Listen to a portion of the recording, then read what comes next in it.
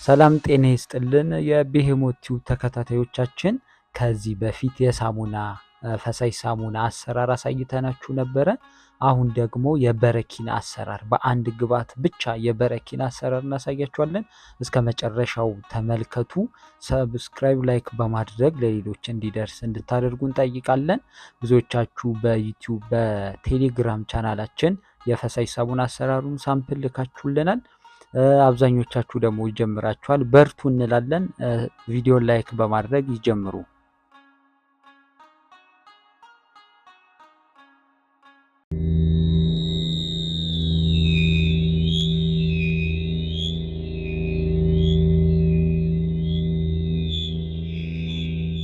እንግዲህ በረኪና ለመስራት ኬሚካሉ ነው የሚያስፈልገው። ካልሽየም የተባለው ኬሚካል ያስፈልጋል። ይህ 1 ኪሎ ግራም ኬሚካል 650 550 አካባቢ እየተሸጠ ይገኛል ማለት ነው። ክፍለ ሀገርም ልክ እንዲሁ እስከ 650 ይገኛል።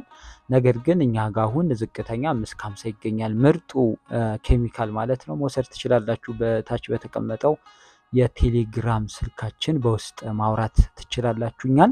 እንግዲህ በ1 ኪሎ ግራም የበረኪና ኬሚካል እስከ 40 ሊትር ይወጣል ማለት ነው።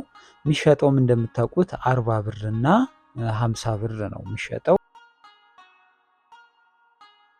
ስለሆነም ፈሳሽ ሳሙና የሚሸጡ እህት ወንድሞች በዚህ እንግዲህ ጥሩ ትርፍ ያገኛሉ ማለት ነው። ከ1 ኪሎ እንግዲህ 550 ቢያንስ የሚገዙ ከሆነ 40 ሊትር የሚሸጡ ከሆነ ከ1300 እስከ 1500 ባለው ውስጥ ትርፍ ያገኛሉ ማለት ነው።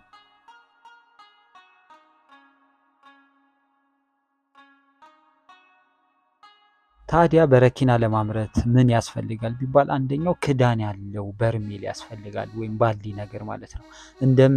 እንደምታመርቱት መጠን ማለት ነው። እና ክዳን ያለው አየር ማያስተነፍስ ክዳን ያለው እንደዚህ አይነት ማዘጋጀት ይገባል።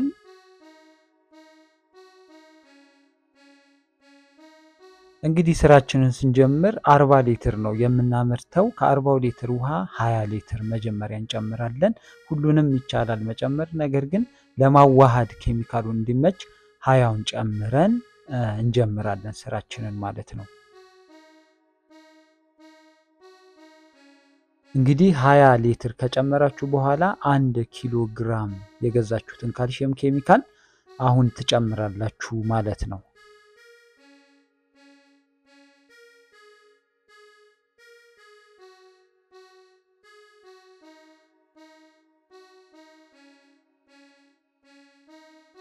እንግዲህ 20 ሊትሩ ላይ ይህንን 1 ኪሎ ግራም ኬሚካል ከጨመራችሁ በኋላ በደንብ ወፈር ባለ ዱላ ተመቱታላችሁ። ልክ እንደዚህ ማለት ነው። እና ደግመን የምንነግራችሁ ምንድነው በደንብ መመታት አለበት። ስመቱት ራሱ ይሄ የበረኪና መዓዛ ወደ ላይ ያውዳቸዋል ማለት ነው። እና በደንብ ልክ እንዲህ መመታት አለበት ማለት ነው። ማለትም ከ15 ከ20 ደቂቃ ያላነሰ በደንብ ብትመቱት የተመቸ ነው። እየበዛ ሲሄድ ደግሞ ደቂቃውም የመምታት ደቂቃውም በደንብ እየበዛ ይላል። ከ30 ከ40 ደቂቃ በላይ እየመታችሁ ትሄዳላችሁ ማለት ነው። ብዙ ሲሆንባችሁ በደንብ እንዲዋሃድ። ነገር ግን እናንተ ጀማሪዎች ስለሆናችሁ ያው በዚህ በ40 ሊትር ብትጀምሩ ነው። በመቀጠል ደግሞ በ80 ሲሆን ልክ እንዲሁ ማዋሃዱ በደንብ ምቱ ይቀጥላል ማለት ነው።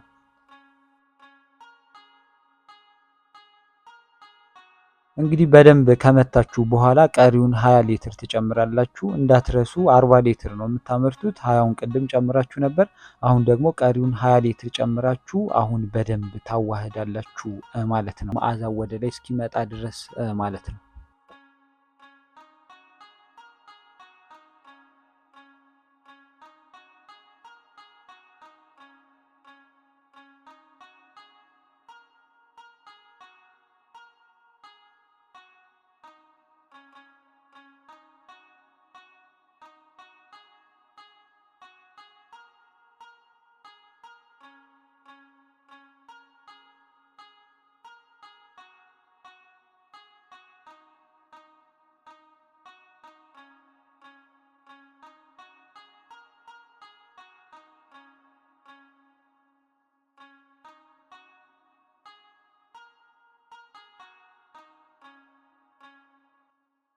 ይህ እንግዲህ እንዳልኳችሁ ልቡ እስኪጠፋ እንግዲህ ማማሰል ይገባቸዋል። በደንብ ከተዋሃደ ጥሩ ነው። ምክንያቱም በአንድ ግብአት ነው አሁን በረኪና እየሰራችሁ ያላችሁት ማለት ነው። እና ይህ እንግዲህ ምርጥ ነው። እኛ በዚህ መንገድ ነው የምናከፋፍለው። እጅግ ምርጥ ነው ማለት ነው። እና ነገር ግን እነ ሶዳሽ የተባሉትን ኬሚካሎች ተጨማሪ ግብአቶች ናቸው። እነሱንም መጨመር ይቻላል። ፎርሙላውን እናስቀምጥላቸዋለን።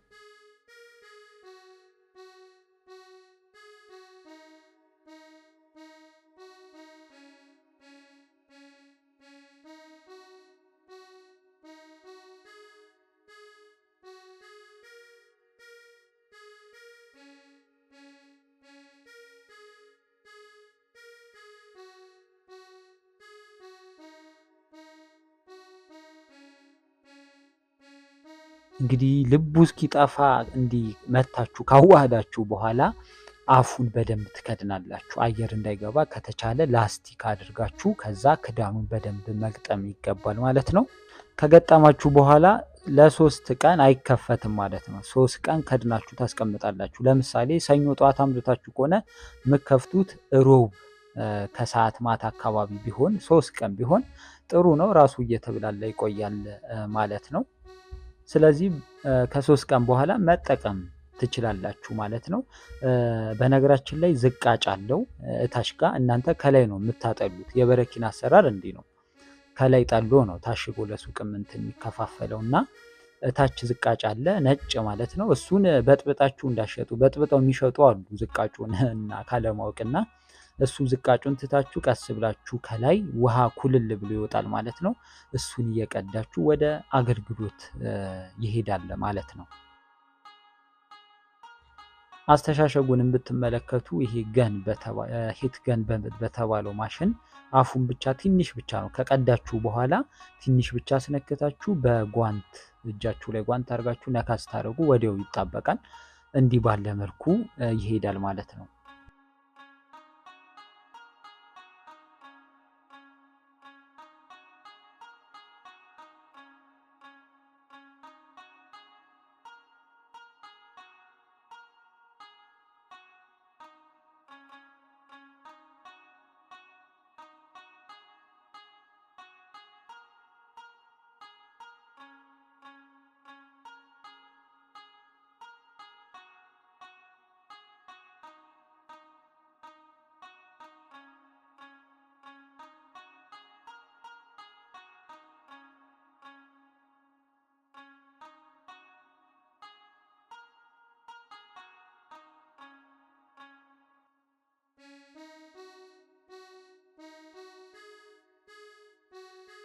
በመቀጠልም እንዲህ በካሬ ስቲከሩን አሰርታችሁ የራሳችሁን አርማ አድራሻ አድርጋችሁ ማለት ነው እላው ላይ መለጠፍ ትችላላችሁ ማለት ነው። እንዲህ ባለ መልኩ